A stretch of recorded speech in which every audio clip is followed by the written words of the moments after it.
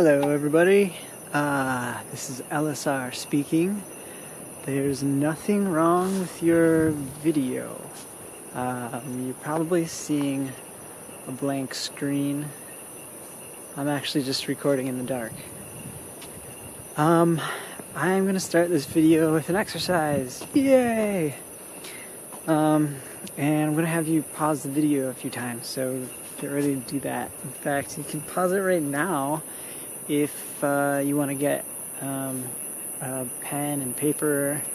You can also use whatever word editing software on your device. Because we're not drawing pictures or anything, we're just going to write some stuff down. So first, I'm going to ask you to think of 5 people who you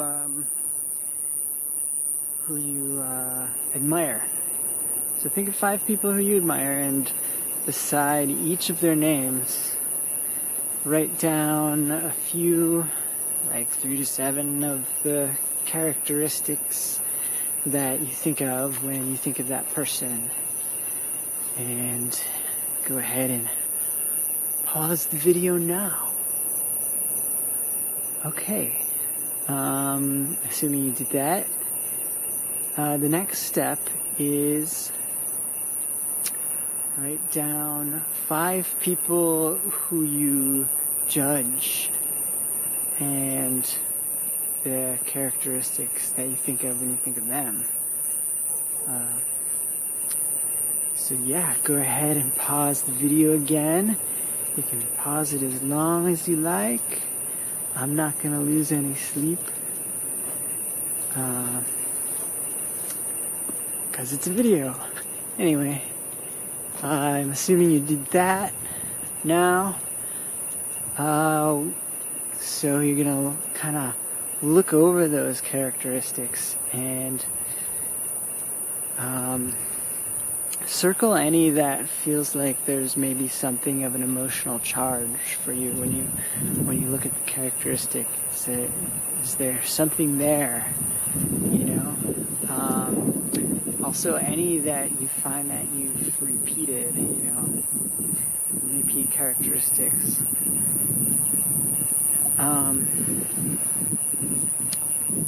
And those I would invite you to kind of take a look at, like, if there's like some kind of a theme forming for you. When I first did this exercise in class, I kind of mistook the idea as, oh, these are the characteristics that I'm hiding. Because what we're talking about is shadow side. And I'll explain that maybe a little more in a minute. So I was kind of taking on I'm not remembering exactly what I wrote at the moment, but I was trying to find that part of myself where I'm like, ooh, I'm like that person. But that's not what this exercise reveals. Because, for example,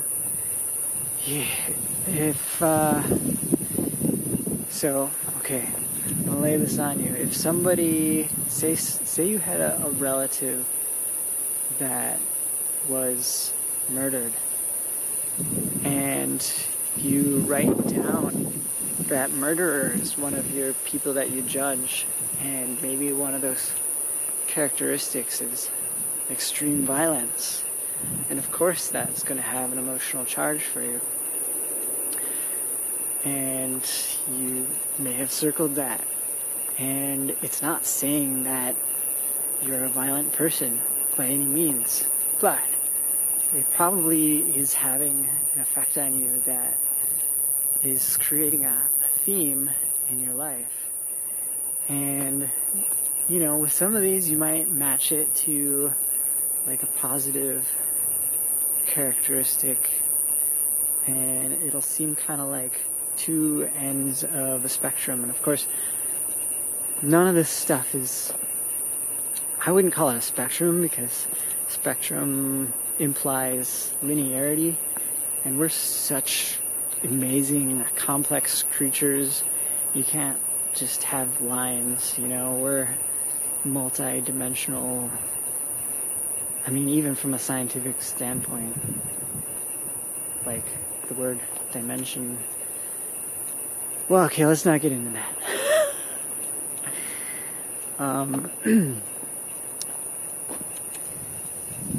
So you have these themes, and so shadow work is kind of appropriate that I'm filming this in the dark. It's the subject matter is the only reason I'm justifying, like, okay, I didn't have enough time in the day to make the video, so I'm just gonna do it at night. But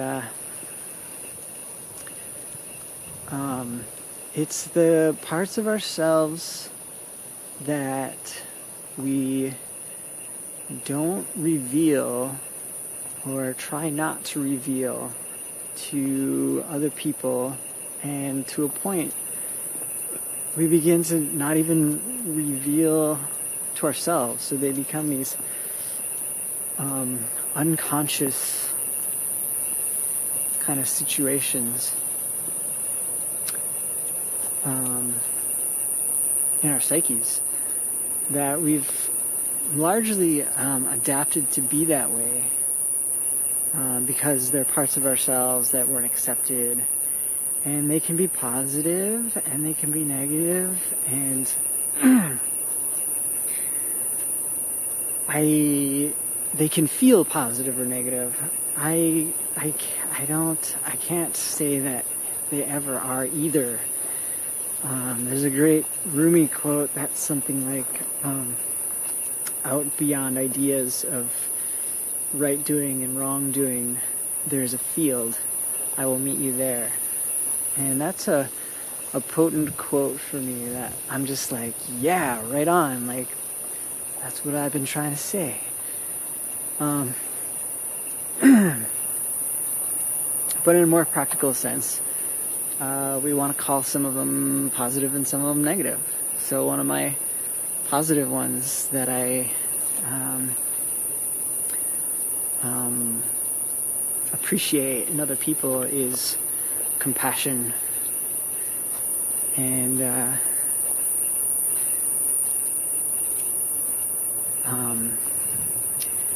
so an example of how that positive aspect could be hidden is times when I've, like, you know, a lot of this will happen during the formative years, you know. So as a child, doing something really sweet for somebody, and then kind of being pushed away or misunderstood because, you know, I was just a child and they were, who knows, an adult, just being too busy or whatever. It had an effect on me, an impact that made me want to kind of hide that part of myself and be more like, grr, you know, like, it's a rough world. And I think it's part of the human condition, at least in modern and ancient times. I can't say anything about the future, but it's a common experience. And we kind of get fractionated into all these different pieces, if you will. And some of them we hide and some of them we don't. And in order to really get to know yourself, you're going to want to know what parts are there and which ones you're choosing to show up as and which ones you're not. And maybe this is my own thing, but those parts that those parts that I try and hide away, I feel like they, like everybody, they want to be heard, And so they have a way of making themselves heard. And so they'll affect your life. And that's why shadow work is important.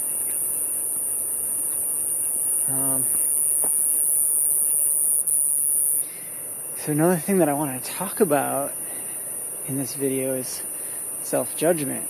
And I was originally going to title it that, but I didn't want it to affect the exercise at the beginning. If I title it that and you read the title and then you were hearing the exercise, you'd be like, I don't know what this is about. Maybe you'd have that anyway, but never mind. It ended up being kind of a smaller part of what I want to talk about, but probably a subject that I'll revisit in the future. So this is something that I struggle with a lot, and self-judgment. And when I did this exercise, I noticed during that time when I was misunderstanding, and I thought that these are all the characteristics that I have and I'm not admitting to, it was so much easier for me to admit the ones that I was seeing as negative than the ones that I was seeing as positive characteristics. And that's telling something about me. And that is that I have a lot of self-judgment. And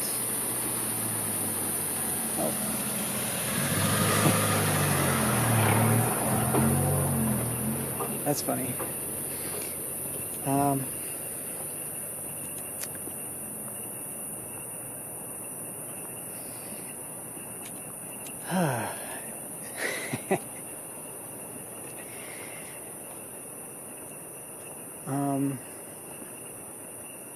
A lot of people do. It's kind of an epidemic in our society.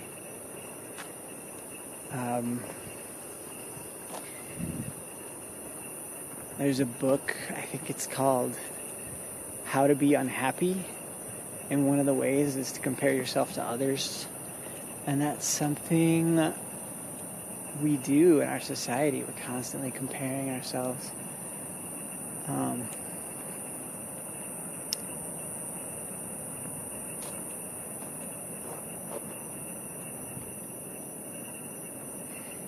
So, let's see, what do I want to say about self-judgment? Oh, it's something that I realized it's a reason that I'm making these videos.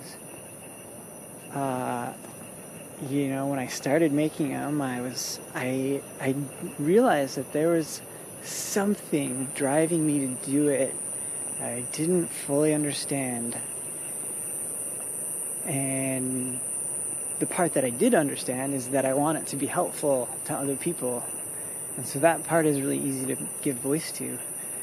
But there's this other part where it's like I'm personally gaining something from it by putting myself out there and seeing what happens. And putting myself out there to myself. I watch these few videos that I've made and I'm like, ooh, like that part was cringeworthy. Stuff like that. And it's kind of helping me to get over it, because I don't have a lot of time to really make these epic, nice videos. I'm just doing all these like single shot, like I'm going to film this and see what happens and throw it on the internet and see what happens. And so secretly it's kind of a selfish act. It's hard to totally call even that part selfish though, because my interest in improving myself is also an interest in helping others And vice versa. And well, that's another subject matter that maybe I'll get into another time. But how helping yourself really does help, like, everybody.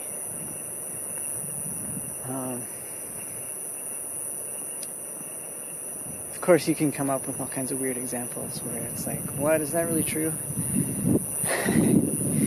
But hopefully you get my meaning. I'm just going to keep moving here.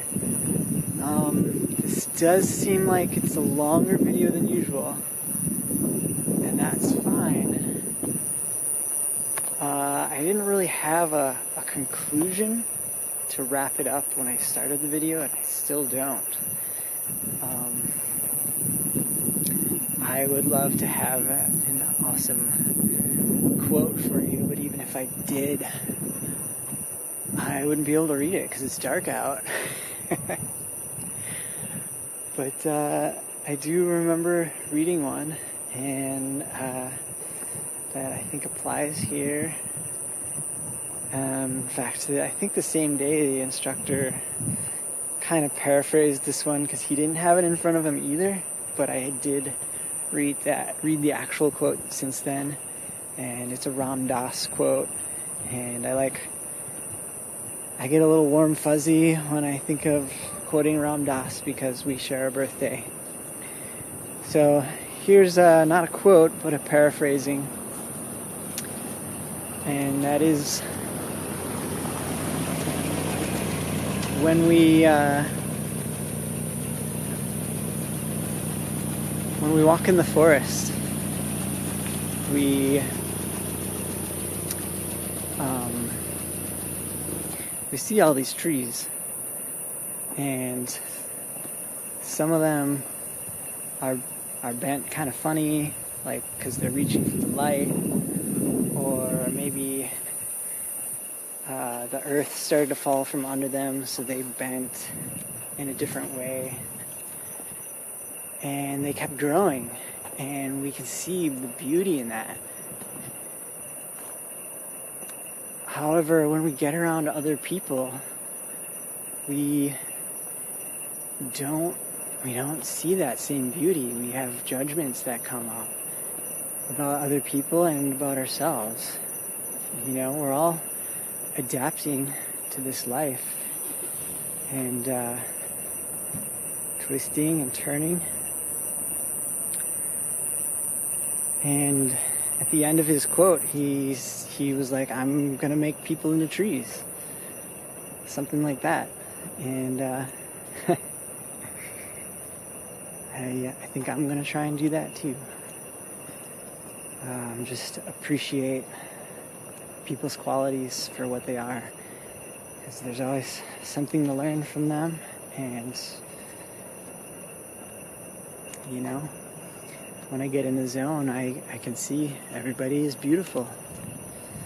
So have a good night, beautiful people.